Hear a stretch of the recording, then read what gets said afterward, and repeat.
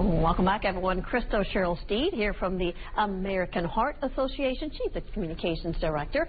And if you didn't know, February is Heart Month. And that's what we're talking about this morning. Good morning, Krystle. Good morning, Felicia. How are you? You just look so pretty. Thank you. You're representing red for American Heart Association and Heart Month.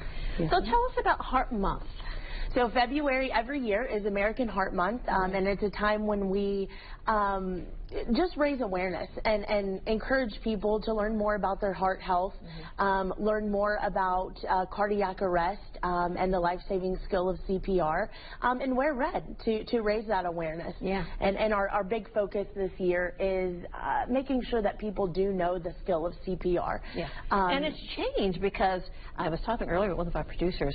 You know, before you would do CPR, you would also do the mouth-to-mouth, but this is now hands-only. Yes, ma'am, hands-only CPR.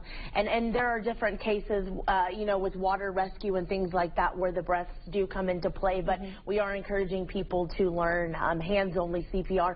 And you don't have to be certified. That's a common misconception. You don't need training.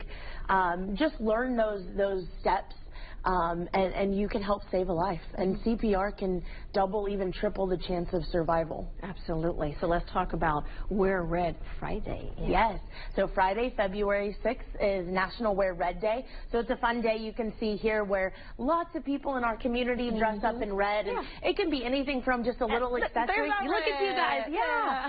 Yeah, you always participate and we love it. And just raising awareness for heart health. It's the #1 killer of women. And then cardiac arrest is the #1 killer in our country. Wow. So it affects everyone in some way. So a good time to think about that and to make yourself aware and maybe to sign up for CPR too. Yes, yes. And you can honestly just go to heart.org, type in CPR, and it takes a minute and a half to learn those steps. Again, you don't have to be trained. You don't have to be certified. We just want you to know those steps in case something does happen because you can help save a life. Yeah, and you can use those skills on children. Yes, ma'am. And adults. And can children take the classes too? What are the ages for? Yes, we say about preteen ages when you can start truly learning how to do CPR, but there are stories of kids even younger than that saving a parent's life or, you know, jumping into action to call 911.